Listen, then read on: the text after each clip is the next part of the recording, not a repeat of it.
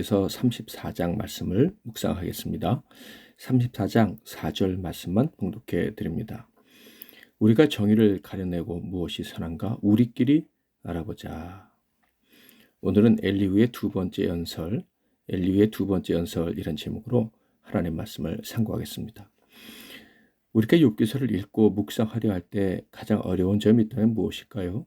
바로 똑같은 이야기 같은데 그런 이야기가 계속 반복되고 게다가 아주 지리하게 이어진다는 것입니다. 그 지리한 이야기들은 욥과 세 친구들의 대화인데 우리가 보기에 거의 다 맞는 말들만 같아요. 그럼에도 불구하고 그들 사이에 심각한 문제가 발생한다는 것이죠. 먼저는 하나님이 자랑스러워하셨던 신앙인인 욥이 다른 경건하고 영적 지식이 탁월했던 세 친구들의 바른 말을 인정하지 않고 거부했다는 것이며 또한 다른 세 친구들 역시 누구보다 경건하게 살아온 욥의 견해를 철저히 무시했다는 것. 이것이 우리를 어렵게 만듭니다. 서로가 많은 말을 하고 있는데 그것도 아무나 함부로 알 수도 없고 말할 수도 없는 하나님에 관한 지식, 영적인 세계에 대해 이야기들을 하고 있는데 그 깊고 고귀한 진리에 속한 말들이 결국 다툼을 일으키고 괴로운 사람을 더욱더 괴롭게 할 뿐이라는 점이 참으로 욥기를 대하는 우리를 어렵게 만듭니다. 게다가 이들이 옳은 말을 가지고 싸우는 이 기막힌 싸움이 끝나지 않자 엘리후라는 사람 젊은이가 갑자기 등장하죠. 그런데 이렇게 갑작스럽게 등장한 엘리후가 말을 시작할 때에는 우리에게 조금의 기대감을 주기도 했습니다. 그는 다른 세 친구들보다 겸손히 이야기를 시작했고요. 또한 욥의 고난이 하나님이 하나님의 뜻을 깨닫게 하시려고 사용하시는 방편일 수도 있다는 말을 하면서 무조건 욥을 죄인으로 몰아붙이지는 않았기 때문에 조금은 이제 문제가 해결되지 않을까라는 생각을 하게 된다는 거예요. 그렇지만 그의 연설이 지속되면서 기대감은 역시나 하는 실망으로 바뀌게 됩니다. 34장에는 엘리후의 두 번째 연설이 기록되어 있습니다. 그는 연설을 시작하기 전 처음 했던 말을 반복합니다. 즉 나의 말에 귀를 기울여 달라는 것이었어요. 좋은 말도 여러 번 반복하면 그 가치가 작아진다라는 말이 있는데 엘리후의 말을 들어보면 이런 이야기가 엘리후에게도 그대로 적용되는 듯한 느낌을 받게 됩니다. 그러니까 내 이야기에 귀를 기울여 달라고 요청하는 엘리후의 말은 그가 겸손히 요청하던 모습에서 점점 교만한 모습으로 바뀌는 듯한, 그러니까 그가 말하려는 의도와 내용이 퇴색되는 듯한 느낌을 줍니다. 그런데 이런 우리의 느낌은 기우가 아니었죠. 그 확실한 증거가 4절입니다. 우리가 정의를 가려내고 무엇이 선한가 우리끼리 알아보자. 이 말이 무슨 의미일까요? 엘리후 자신은 하나님의 공의와 지혜의 기초에서 말을 하고 있기 때문에 욥과 그 친구들과는 달리 가치 있는 답을 줄 수 있다라는 의미입니다. 이는 참으로 교만한 말이죠. 그래서 그는 결국 이런 말까지 하게 됩니다. 35절에서 37절 욥이 무식하게 말하니 그의 말이 지혜롭지 못하도다 하리라. 나는 욥이 끝까지 시험 받기를 원하노니 이는 그 대답이 악인과 같음이라. 그가 그의 죄에 반역을 더하며 우리와 어울려 손뼉을 치며 하나님을 거역하는 말을 많이 하는구나.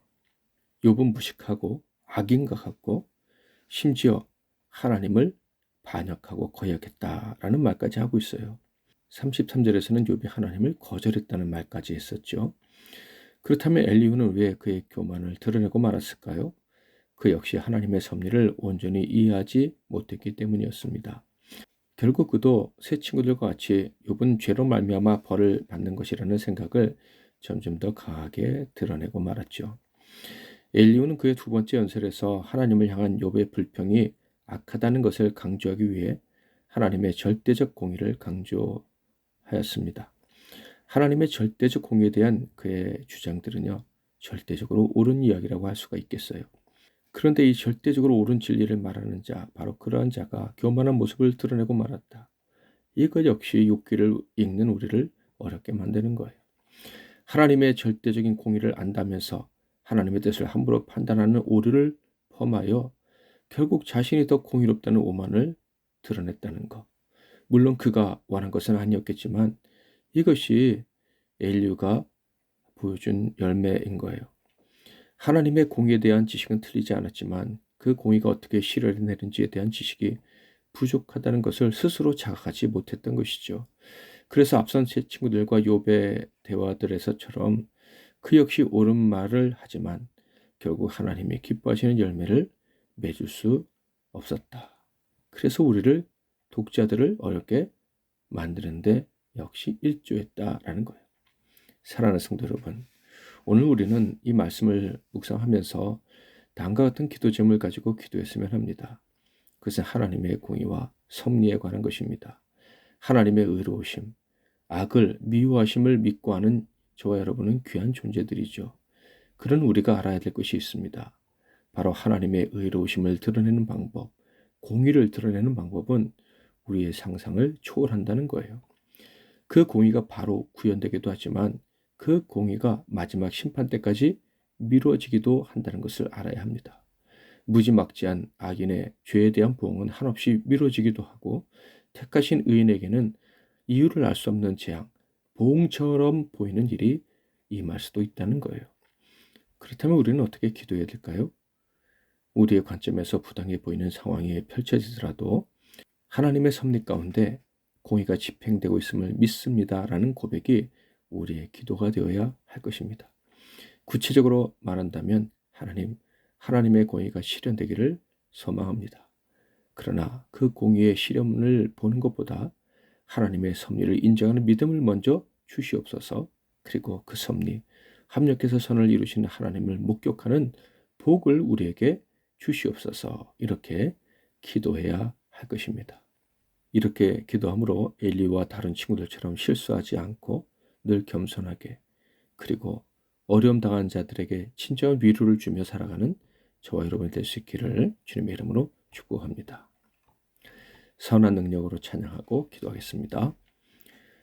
그 선한 힘에 고요히 감싸요, 그 놀라운 평화를 누리며 나 그대들과 함께 걸어가네, 나 그대들과 한 해를 여네, 지나간 허물 어둠의 날들이 무겁게 내 영혼 짓눌러도 오 주여 우릴 외면치 마시고 약속의 구원을 이루소서.